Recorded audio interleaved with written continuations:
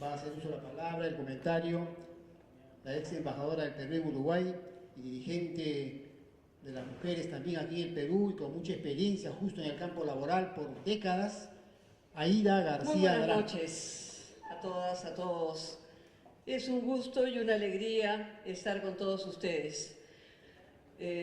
Toca ahora este momento de los que tenemos juventudes acumuladas y queremos rendirle un homenaje a los jóvenes que están acá por esta significativa lucha. Rendir nuestro homenaje, rendir nuestro compromiso, nuestra palabra de reconocimiento, en particular a Alejandra. Este trabajo de Alejandra, yo diría que no es una sistematización.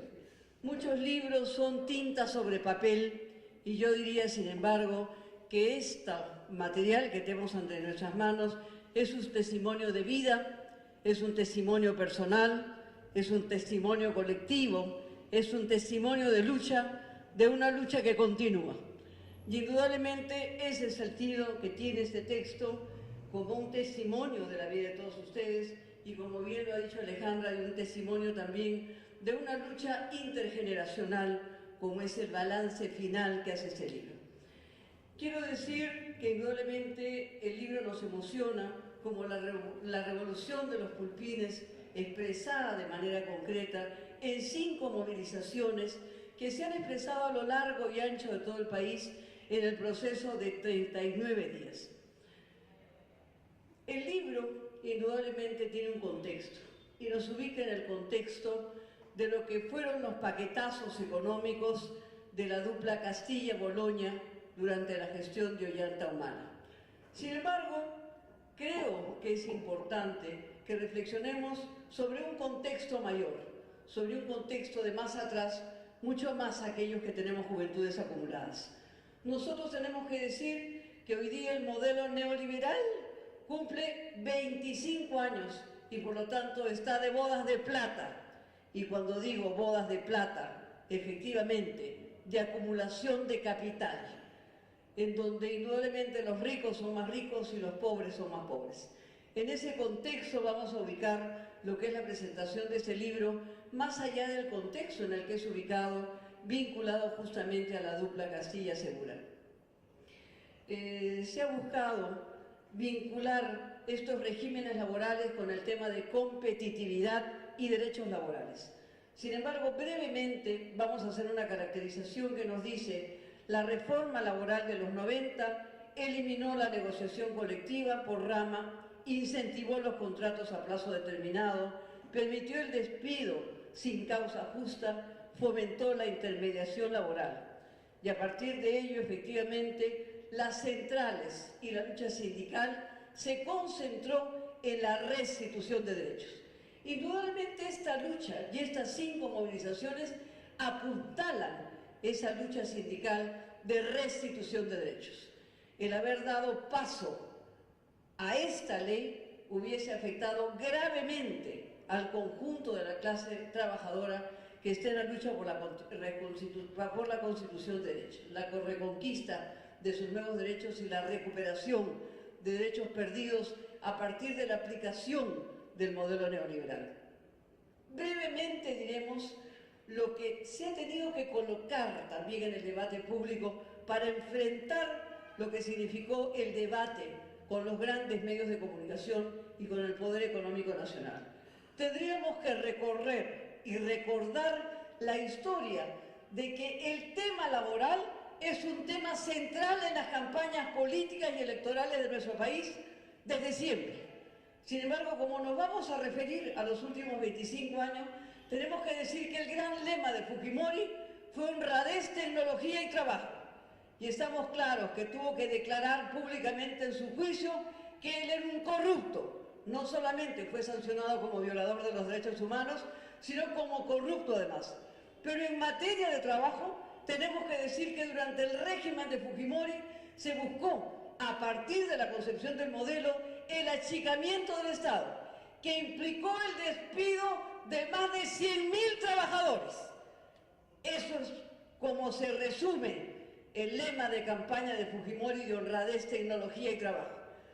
Hay algunos compañeros que incluso en este periodo estaban agotados de la lucha por la reposición de los despedidos en las diferentes listas que las centrales sindicales unificadas, CGTP, CUT, CNT y CATP, efectivamente, han organizado durante 2 décadas y media para constituir la primera lista de reposición de los despedidos, la segunda lista, la tercera lista, la cuarta lista, y no se ha podido colocar en agenda una quinta lista. Es decir, se ha logrado una ampliación de la cuarta lista para que tengamos claro que el modelo que hoy día pretende imponerse a través de la primera dama de la dictadura es la continuidad de un modelo de flexibilización laboral y de desregulación de las relaciones laborales en relación a los trabajadores. Después de Fujimori, efectivamente, vino un remedio que fue peor que la enfermedad, que es el remedio que significó Alan García frente a Fujimori. Y después Toledo. Efectivamente, en la agenda de García y de Toledo, el tema de trabajo fue central, con un García diciendo trabajo digno, trabajo decente, y con un Toledo, con un lema en verde amarillo, señalando Toledo más trabajo. Sin embargo, hubo precarización del empleo. En el caso de García, la creación de los CAS, que hasta el día de hoy no han podido ser modificados. La creación del PAIC, el programa de apoyo a los ingresos temporales. La creación del PROEM, el programa para los empleos temporales también, en donde efectivamente se usó básicamente y masivamente en todo el Perú la mano de obra femenina. Y luego, en el gobierno de Toledo, existiendo ya en ese momento un salario de 500 soles, creó a trabajar urbano y a trabajar rural, pagando 330 soles en el a trabajar urbano y pagando 300 soles en el a trabajar rural, a pesar de que ya el salario básico, que nunca hemos dicho vital sino mortal, era de 500 soles. Entonces, tenemos que saber en esa conclusión que se saca de que la lucha no es intergeneracional, porque nuestra contradicción no es etaria, es de modelo, es de enfoque, es de mirada, es de perspectivas. Efectivamente, tenemos que entender que solo somos un eslabón de un encadenamiento de luchas sucesivas que vienen produciéndose en nuestra nación durante décadas. Quiero decir que efectivamente yo saludo este esfuerzo y saber que efectivamente, así como se ubica un contexto importante, hay un contexto mayor al de los paquetazos. Y para resumir el tema del enfoque de Alejandra, que no solamente es un testimonio, sino que tiene un análisis importante, en el caso de Alejandra nos presenta una infografía que nos hace reflexionar de manera importante, es decir, dónde se gesta la ley y dónde se gesta la reforma laboral. Pues no se gestó ni en el Ministerio de Trabajo, ni en el Consejo Tripartito Nacional del Trabajo, el Consejo Nacional de Trabajo, en donde están representadas las 3 instancias. Esta ley efectivamente fue propuesta en la CONFIEP, fue compuesta en ADEX, en la Sociedad Nacional de Industrias. Y entonces esta es una reflexión fundamental que también hace Alejandra, y que nos ubica claramente de que esta propuesta de reforma laboral no es una propuesta que nació de los trabajadores, del Ministerio de Trabajo y del Consejo Nacional de Trabajo. Sin embargo, cuando se pretende el incremento del salario mínimo en el país, nuevamente se nos envía al Consejo Nacional de Trabajo, que tiene pendiente la aprobación de la ley desde el 2001, es decir, 15 años esperando la ley de trabajo, y sin embargo, entre octubre y diciembre, es decir, en menos de 2 meses, la CONFIEP, ADEX y la Sociedad Nacional de Industria pretendieron aplicar una ley laboral que hubiese sido perjudicial para toda la clase trabajadora y no solo para los jóvenes. Ese es el sentido que tiene la lucha de los pulpines, ese es el valor que ha tenido la lucha de los pulpines, que tenemos que saludar, que tenemos que reconocer, que tenemos que aplaudir. Quiero acabar, porque el tiempo es corto, con un elemento que no está considerado en el texto, pero que me es fundamental en esa reunión con los jóvenes y con los que somos, los que tenemos juventudes acumuladas, señalar que un régimen laboral tiene un conjunto de derechos, pero efectivamente el libro requiere efectivamente o un texto o una presentación o una nota de prensa hablar de las cifras. ¿Qué significó este paquete económico? Este paquete económico fue pro-empresarial y fue pro-capital. Esas son las dos características de ese paquete. Efectivamente, en este paquete se anularon un conjunto de derechos que se han señalado, pero las cifras son elocuentes. Se quitaron las vacaciones, 750 soles. Se quitaron las gratificaciones, 1.500 soles. Se quitó la CTS, 750 soles más. Se quitó la indemnización por despido arbitrario, 750 soles.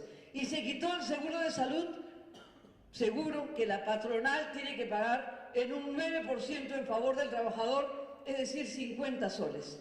¿Qué se buscó con esto? Ahorrar a la CONFIEC, a ALEX y a la Sociedad Nacional de Industria 3.800 soles por joven.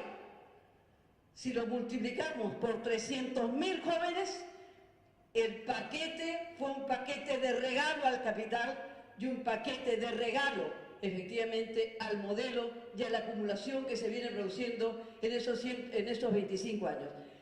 ¿Cuánto es la suma de eso? 1.140 millones de soles en un año, lo que se ahorraba ese sector. En 3 años, 3.420 millones de soles. En 5 años, 5.700 millones de soles. Esto es lo que significaba en ahorro para esas 3 instancias la famosa ley Pum-Pim, que entregaba efectivamente al joven barato y, como se decía, tenían que pagar derecho de piso. El derecho de piso fue de altísimo costo económico. Y me despido diciendo que efectivamente la lucha ha sido enorme, pero que tenemos que ver que esta ley Pum-Pim ya tenía otros antecedentes. Tenía antecedentes con Toledo, tenía antecedentes con Cheput. Eso lleva a la renuncia de Javier Neves, para quien yo pido un aplauso en la defensa efectivamente de los derechos laborales, como ha sido todos esos años y con quien me he honrado en trabajar en el Centro de Asesoría Laboral del Perú.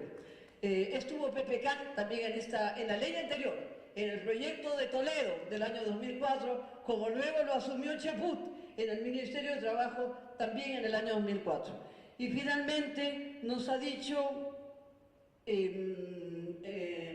Alejandra Dinegro en esa presentación, nuestra contradicción no es etaria, es de modelo, es de proyecto político, y efectivamente yo afirmo que somos eslabones de una cadena que indudablemente ha empezado y tiene un importante proceso de renovación en curso. Y entonces vamos a decir que los jóvenes que fuimos hace años, cuando no nos gustaban las noticias en los periódicos, en la radio y en la televisión, salíamos a la calle a cambiar. Así que invito a los jóvenes a seguir esa actitud y los felicito, y no me queda más que decir: ¡vivan los jóvenes del Perú! ¡Vivan los trabajadores!